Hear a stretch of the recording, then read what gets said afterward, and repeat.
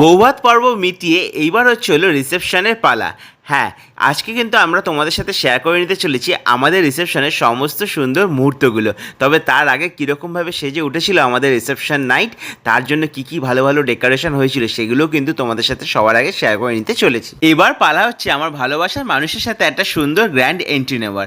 তবে জানো তো, এটা কিন্তু আগে থেকে আমরা কোনো প্রি প্ল্যান করে রাখিনি, হঠাৎই কোইন্সিডেন্টালি আমরা কিন্তু এইভাবেই ঢুকছিলাম, আর সেই সুন্দর মুহূর্তটা কিন্তু ক্যাপচার করেছিল আমাদের ভিডিও ম্যান দাদারা। তবে জানো তো, 8 মাস আগে থেকেই আমরা রিসেপশনের জন্য এই লজটা বুক করতে গিয়েও কিন্তু বুক করতে পারিনি, কারণ অলরেডি কেউ একজন এই লজটা বুক করে নিয়েছিল আমাদের আগে। তাই কিছুটা বাধ্য হয়েই কিন্তু আমরা রিসেপশনের পার্টিটা একদিন পরে অ্যারেঞ্জ করি। শুরুতেই তো তোমাদের সাথে আমাদের রিসেপশনে এন্ট্রি গেটটা এবং ভেতরে সমস্ত ডেকোরেশন অলরেডি তো শেয়ার করে নিয়েই ছিলাম। আর এটা ছিল আমাদের বসার জায়গা, এছাড়াও কিন্তু স্টলের সাথে ছিল একটি আকর্ষণীয় মকটেল বার। তো তোমাদের কেমন লাগলো সেটা অবশ্যই কিন্তু জানাতে ভুল করো না।